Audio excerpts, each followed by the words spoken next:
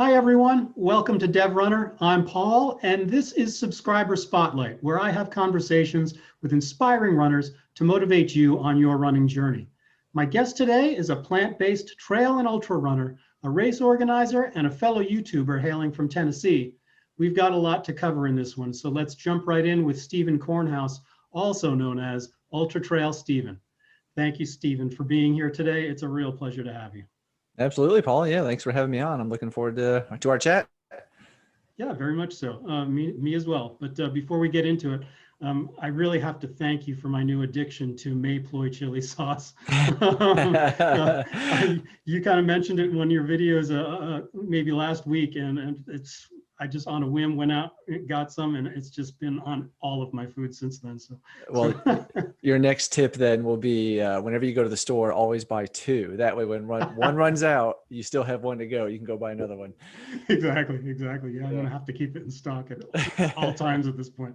But yeah, just to get right into this, Steven, I'm hoping you can give us a short bio, who you are, where you're from, anything that you want to share with us up front. Yeah, well, as you said, my name is Steven, UltraTrailSteven. Let's see, I'm in Tennessee, kind of in the middle of nowhere, really. I tell people basically halfway between Knoxville and Nashville, in the middle of nowhere, surrounded by Amish and Mennonite people. But basically, who I am, I'm a husband. My wife is an ultra runner as well. We have 4 children, ranging from 11 to 2, almost 3. So quite a range. Still young in the house, but I'm a runner. I'm a professional as well, and I work a normal job as well. Luckily, I work from home. But yeah, and I've just recently, just over a year, I guess, been doing this YouTube thing. So that's kind of me in a nutshell. Cool. So yeah, I kind of want to dig a little bit into your athletic background. Talk about whatever you think is relevant, sort of on the way to running, and then we'll kind of get into the running after that. Sure. I guess growing up, I've pretty much always been active. I mean, I was raised in a house where, we didn't really watch much TV. It was, go outside and play and use your imagination. And that's what I did. And I was always out in the woods for hours upon hours, And then I did the running thing back, it was probably like middle school. I ran track for all of maybe 2 months. Okay. And I had an ankle issue. If you know me or my channel, you know my issue with ankles. But it was weird. I was coming around the final, it was the last 200 of this race, and coming around the turn, and my ankle just gave out, and I fell on the track. And I was like probably 8 years old. I don't even know how old I was. It was young, but I was like, I'm not doing this anymore. I'm done. And so I stopped. It didn't really run again until, probably like 2005, maybe. Wow. 2005. Okay. Yeah, just kind of ran for fun. Wanted to, I was in the gym a lot then, working out, lifting weights, a lot different than I did now. But I kind of wanted to do some running, to do some cardio. And yeah, then took a little break. And when I joined the Army, I was, forced to run for, 4 years of active duty. I'd run every morning at 5:30 basically. And, Gotcha. Do PT, and then got out of the Army, stopped running, and took a break from that, because after being told to do something for so long, you kind of want to not do it. That's where I grew the beard too, I got you. And then picked up running again in 2017, just kind of, doing some road stuff, and then eventually switched to trails and ultras. And yeah, it's kind of where I am now. Gotcha. Cool. So as far as like once you picked up running in 2017 and you kind of became serious enough about it, I guess, to lead to a YouTube channel that's based on that, talk about what you would consider the highlights of your running career. Oh goodness, running career. That's a funny, doesn't have, yeah, it doesn't have to be like, I'm not talking about like, it doesn't have to be times, No, it just whatever kind of, floats your boat with the things that really kind of turn you on about running. Well, I think highlights in my running, ultra running career. I've only been ultra running since 2018 was my first ultra. And that's probably one of my highlights is my first ultra marathon that I did. I did a 24-hour timed event. It was a looped course, just a 2-mile loop around a lake, and it was a trail, crushed gravel and a little bit of single track trail. But I did that for 24 hours, and I was able to do 100 miles, which I was really, really surprised with, because I hadn't trained for it. Gotcha. And I actually won that race, which was Wow. way unexpected. But that's a big highlight. I actually got a tattoo on my calf of the buckle that I got because it was, it was my first ultra, first 100-mile race, Cool. for sub 24-hour ultra marathon, 100-miler. So that was pretty big. And then I'd say finishing the No Business 100 last year on my ankle injury, because I rolled my ankle at mile 18-ish. So I really ran like 83 miles on a pretty jacked up ankle. Wow. And That's just rough. finishing and just finishing and persevering through that was a big highlight for me personally. Gotcha. So, you're a tough guy to be able to do that. So let me ask you this: with given that you're a tough guy and you can keep on going, even when you've turned an ankle, are you ever tempted to move between like road running and trail running, or is it just like trail is just where it's at for you? Yeah, I mean, I say I'm a trail and ultra runner, but I mean, in reality, probably half of my training, if not more, takes place on the road. I am lucky enough to have a 2-mile trail here at my house, so I can go jump on that and run some trail. It's got some varied terrain, which is nice. But I mean, honestly, it. I mean, I find I can really work on my foot turnover, increasing my VO2 max, and just all those things that are so important. I can work on that a little bit easier on the road versus on the trail. So I do a fair amount of running on the road. Cool. But Yeah. I think I'd say probably my preferred is trail for sure. Yeah, it comes across that way in your videos. Yeah, so yeah, cool. All right, so I want to move on to a slightly different subject. You and your wife Valen have become race organizers. So I'm hoping you can talk a little about the motivation behind that and how it's going. Yeah, well, I should say first that my wife is probably 90 to 100% of the race director. Okay. It's her ship. We did start a small business. It's Just Running Productions. That's for the race directing side. But then my YouTube channel is also under a different entity, basically. But so we're all under the same thing. And my involvement is usually just the video production side, which, goes along with the YouTube. So, but then it helps her business as well, promote the race and, get people to come back next year. But Yeah. obviously, as a spouse of a race director, I am heavily involved. So I do, a lot of the setup and all that stuff, but the logistics, the planning, the organization, the acquiring sponsors, that's really, she does all that, and she does a fantastic job with it.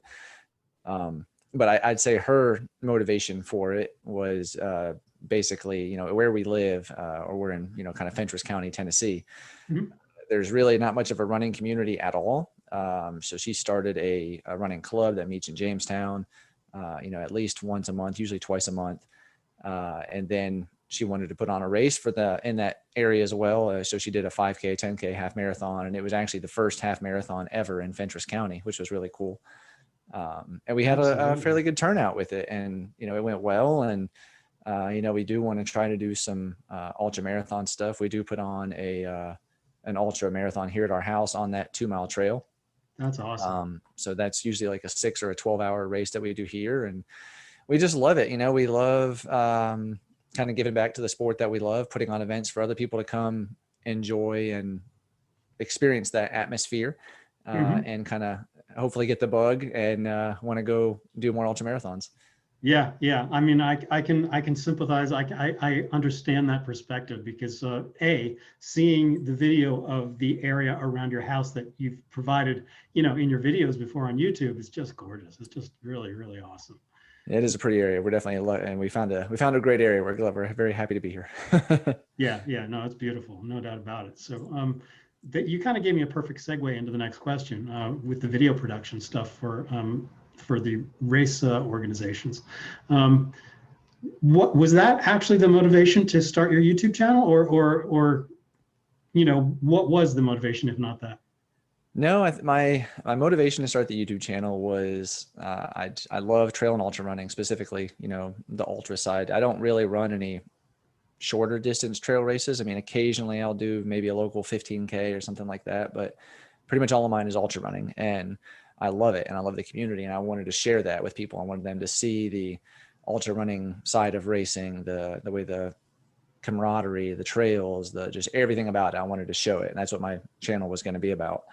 And so if you look back at my first 2 months of YouTube videos, it's, it was kind of sporadic postings, maybe once a week or something like that. And it was all different trail runs that I would go on. And it kind of evolved into doing daily postings for like 8 months. I did like a daily vlog, and then now I'm doing 3 days a week. And there's, I do gear reviews and just trail ultra running. And then I do some video production for, my wife's races, and kind of do promotional videos, things like that, some short films here and there. And it's kind of evolved as I've evolved as a YouTuber and found what I really enjoy doing. And, but the main thing was to show my love and passion for the sport, and hopefully bring more people to the trail and ultra world and have them experience that and maybe learn to love it like I do.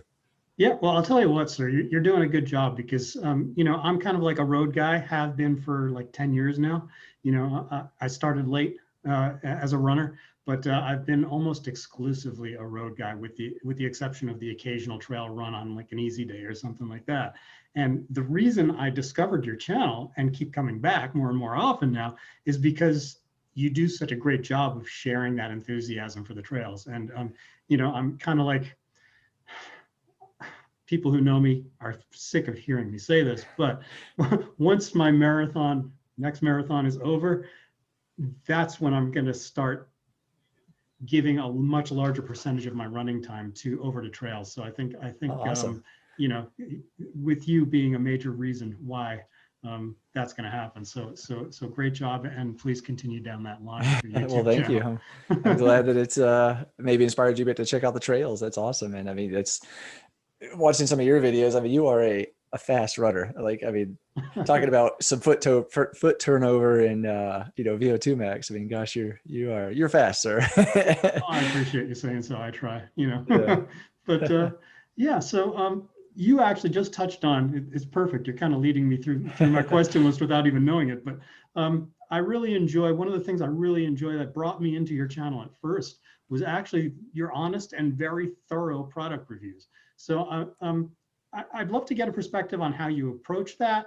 I don't want to say any more. I'll just let you take it away. Yeah, I mean, my whole deal around gear reviews, product reviews, is when I'm researching something I want to purchase, I want to see reviews on it from somebody's perspective that actually does what I do. So as a trail runner, I want to see a review from a trail runner and how it actually works in practice. So that's kind of what I put behind all of my reviews, maybe with the exception of the massage guns. I mean, obviously as a trail or road runner, any kind of runner, we can use massage guns, but watches, shoes, hydration packs, sunglasses even. I mean, those are all tools that we can use, and I want to show how it works, if it works good or does what it's supposed to do, and or if maybe there's a better option out there that's a little bit cheaper, and just kind of, show everybody that you don't have to spend the top dollar on the biggest name brand gear, and maybe there's something out there that works just as well for a lot less money, and save people some money, so it's kind of with that perspective. I want it to be entertaining, but I want it to be educational and people to get what they're coming for, bring value. So if they're looking for a Coros Apex watch, I've got several reviews on Coros products. I want them to be able to get what they want quickly and see the product and how it works in practice, and hopefully help them make their purchase decision, Yeah, no, I really appreciate the way you approach that. The reason I asked that question was specifically, I was hoping that you'd talk a little bit about sort of that honesty with, there are better options for less sometimes. And you're one of the few people who is very open and honest about that. So I appreciate that. That's one thing I'll always be is very honest. And that's actually, and whenever you, in a professional environment, in our day-to-day jobs, we have, evaluations maybe, or performance appraisals, or whatever you might call it, or even in an interview, they always ask you to name, like, what's your strengths and what's your weaknesses. And, one of the things I usually name as a weakness for me is sometimes I'm a little bit too blunt or too honest to a point. I'll say what's on my mind, and it could sometimes get you in trouble. But with gear reviews, I do the same. I approach it the same way. I'm never going to do a sponsored video for a product that I don't believe in or would not fully use. So it's not going to be if I do a sponsored video on something, it's going to be, it's my review of what I love that product for. I'm not going to let some company, oh, here's some money and do this product review on something you'll never use. So yeah, I always want to be honest and give people 100% just truth from what I think about it. So, Yeah. and it's my opinion. So other people might completely disagree, but Oh, of course. But, I mean, I just wanted to make the point that I really do appreciate that honesty because, it's sometimes it can be a little bit few and far between when you're looking for like an honest opinion out there. So thank you for that. And yeah, with that said, I kind of want to ask you a couple of potentially very open-ended questions here. I want to talk about specifically for running. What motivates you now? What have you got coming up? What are your future goals? Yeah, so I've got some big goals coming up. This year, obviously, I've got the No Business 100 race again I'm doing, and that's October 1st. So that's kind of what my training block is built around right now. Gotcha. But mainly with that race, I've done the race before. I know I can finish 100 miles. It's not really that, it's still 100 miles. It's a big deal. But the thing I'm most excited about with this race is it's going to be my wife's first 100-mile attempt. And I'm running with her the entire way, basically as her pacer, but I'm still running the race. I'll still get, my own buckle. But yeah, I really want to help her achieve that goal. So that's what I'm really looking forward to, is helping her along that journey and self-discovery and pushing through the pain and getting that 100-mile buckle. So that's the nearest goal. Looking forward to 2022. I've got some big things planned. I'm not really, I haven't really talked about yet, so I'll kind of just leave it at that. But they're going to be a challenge. It's going to be a lot of mountainous, a lot of elevation gain, a lot of that, wow. and a lot of miles. Cool. So cool. A couple of things planned that. So I really need to, in order to do that, I need to get my ankles healthy. Yeah. Well said. Well said. Cool. My camera messed up there. Yeah, no problem. Okay. All right. Yeah, I got to get the ankles healthy and be able to do that type of thing, because right now I'm still dealing with pain in my right ankle from when I rolled it back in the beginning of March. It's just every day there's still pain. So I'm still trying to just get through that. Gotcha. Yeah. Well, just be careful with that rehab and yeah, don't take on too much too soon. But yeah. Cool. All right. So as far as being ready for all these gigantic challenges that you put yourself through, I want to ask you how your plant-based diet is going, because you inspired me with your video a couple of weeks ago, and I'm getting closer and closer. I'm probably about 90% plant-based at this point. Awesome. For the past week. So yeah, I just want to know how it's going for you, and hopefully that will inspire me to continue on. It's going great. Far better than I ever expected it to go, honestly. I mean, looking back, I've been doing it now for a year and a half. So obviously I think it still works. I think the biggest thing is just the recovery aspect of it. I seem to recover from hard efforts and long events much, much quicker than I did before. Just like so much quicker, which is just crazy. And I feel healthier. Like now, if I eat some junk food, still plant-based, I'm always plant-based, not just in training or not just in a race, but always. My whole family is. If I eat some sort of junk plant-based food, I can feel it more. And it's just, it's got to take care of our bodies, and it's going really well. It takes a while to find what works for you, especially in that racing and that training environment, because you go to, road running is a little bit different, but you go to an ultra marathon where you have aid stations. Mm-hmm. Most of them are going to have, grilled cheeses or quesadillas or bacon and all this stuff that I can't eat that I used to eat. So it takes a lot more planning. Gotcha. You got to take a lot of your own food sometimes, but a lot of races are getting to the point now where they have some, it's usually prepackaged now because of the whole COVID-19 stuff, but they'll have chips and oranges and things like that, and peanut butter and jelly sandwiches that I can eat. So yeah, it just takes planning, and it's going well as a whole. And my wife's doing it as well. Like I said, our whole family is going well for her. She's kind of the reason. She's the reason I started it, really. And yeah, I don't really see us going back to being meat eaters anytime ever, really. I don't ever get cravings for it. And it's funny. If you go fully plant-based for a while, you'll come to a point where, not to sound like, I don't know, but we had some people over the other week, and I was cooking some burgers on the grill for them because they eat meat. And it was just, man, seeing burgers cook on a grill now was like, it smelled good, but it was, it almost made me a little like sick. I was like, oh, it looks so gross and fattening. Yeah, it's funny, like, because I've noticed, I've gone through not plant-based periods before, but I've gone through sort of periods where I eat very clean, Yeah. almost always related to building towards a race. But it's funny, like I have to agree, like when you're so used to eating in a very careful way, when you see stuff like that, whether it's fatty stuff, whether it's really super sugary stuff, it's kind of like it has that ability to kind of get your stomach churning. It's Yeah, like, it really does. yeah, it's funny. Cool. So, all right, Steven, because there are likely to be a lot of your followers watching this on my channel once it's out there, I'm hoping that you can maybe share something that your followers don't already know about you. Give them a little surprise here. Well, that's a good question. Most of my followers, my core community, they know that I was in the Army, so that's not really new. Okay.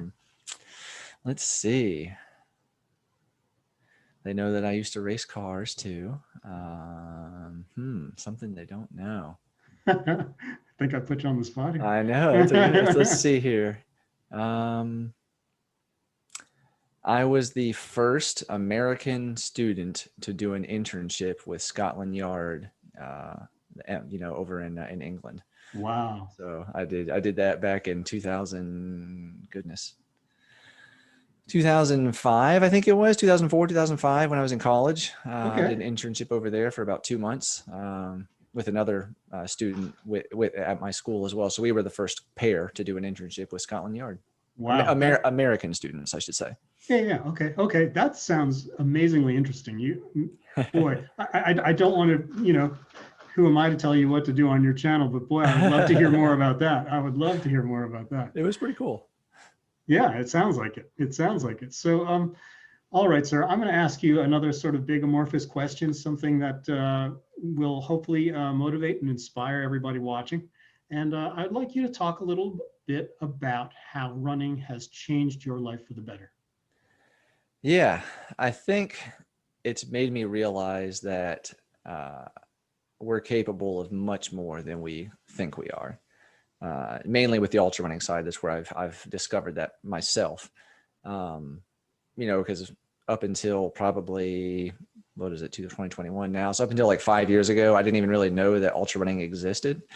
Yeah. Back when I was racing cars in 2005, 2006, I was friends with a guy whose dad was, unbeknownst to me, like an ultra running legend, and held, many, many records, world records and Guinness records and all this stuff.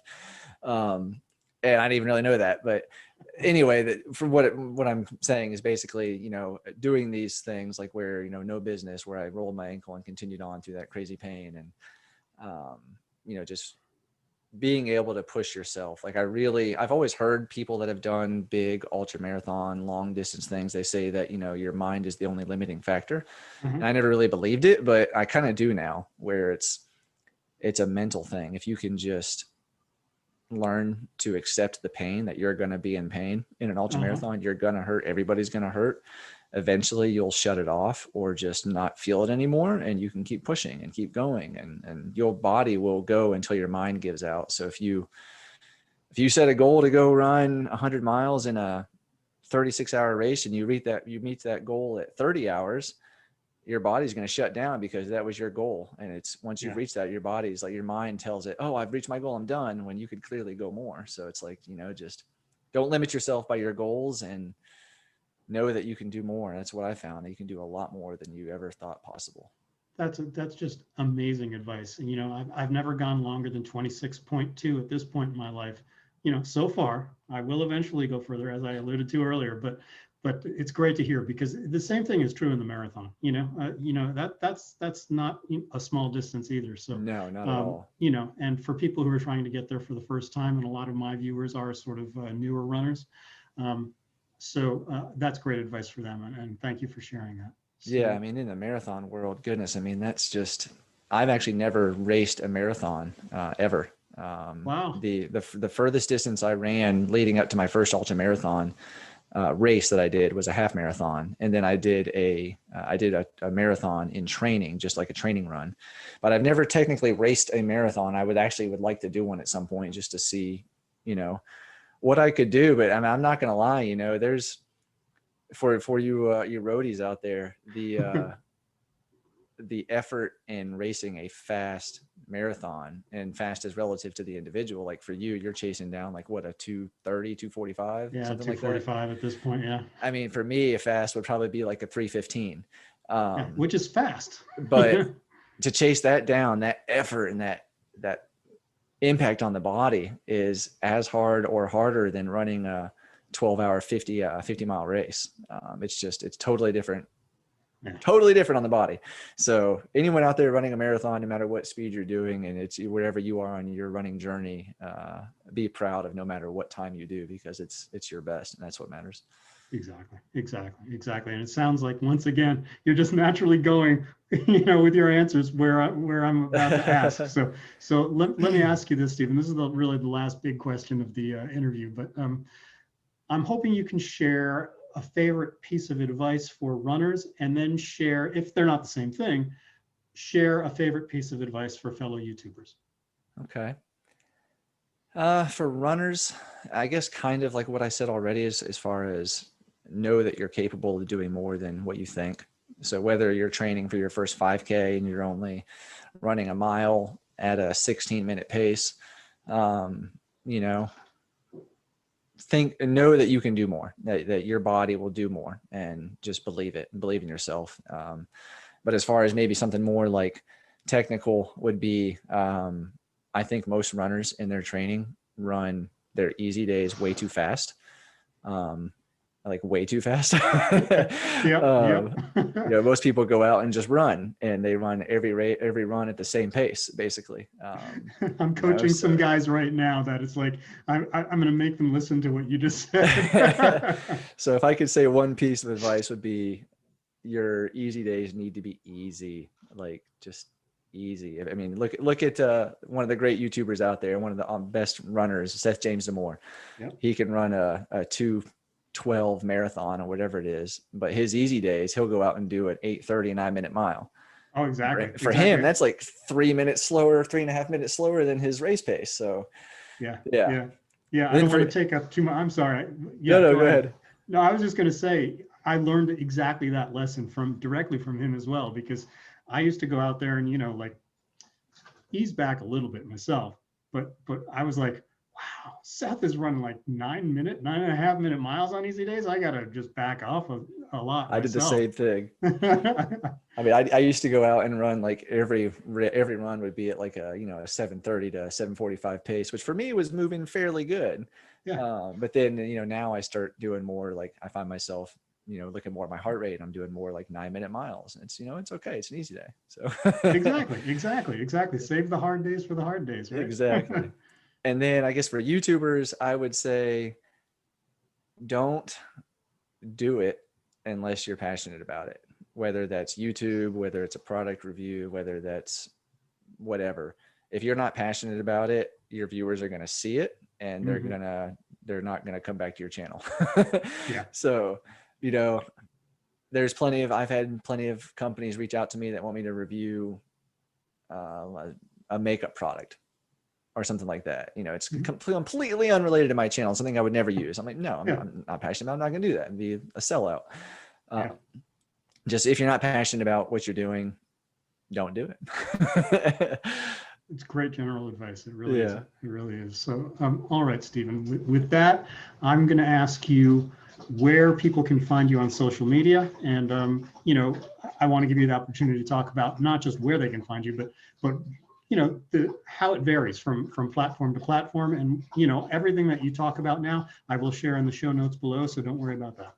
Okay. I mean, I'm on Facebook as Steven Kornhaus. I'm on Instagram as UltraTrailSteven. I'm on YouTube, UltraTrailSteven. That's really it. I primarily share my YouTube videos as far as like, on Instagram to direct people to my YouTube channel. I do post some photos there, maybe from a run or just daily stuff on Instagram. So I do post there maybe a couple times a week. Every day I post my video, or whenever day those come out. But Facebook, I do post more personal things, but mainly a lot of YouTube stuff as well. And YouTube is mainly where I'm at. I post every Monday, Wednesday, Friday at 8 a.m. Central Time, so 9 a.m. Eastern. Yeah, so that's when you can find my videos, and I use that to do my YouTube thing, my trail and ultra running journey and product reviews. That's awesome. That's awesome. Thank you for sharing all that. And, I just want to thank you for being here, Steven. It's just an absolute pleasure to have the opportunity to talk to you. I'm watching you more and more as each week goes by, and I psych myself up for becoming an ultra runner myself. So this was a real thrill for me. So thank you so much. Yeah, it's been fun. It's been great to chat with you, and I'm personally looking forward to seeing your journey into the ultra world in the future. I mean, gosh, Yep. with your speed, you can make some waves in the 50K world. Sounds exciting. Sounds exciting. Cool. All right. Yeah. Yeah. So watch out. Maybe 2022, because Yeah. yeah, my marathon happens in whenever it is this coming December. So Yeah. that's when I'll make the switch, I think. Awesome. Awesome. Thank you, sir. I Yeah. Thank you, appreciate your Paul. time. Thank you. All right. Have a good one. See you, everybody.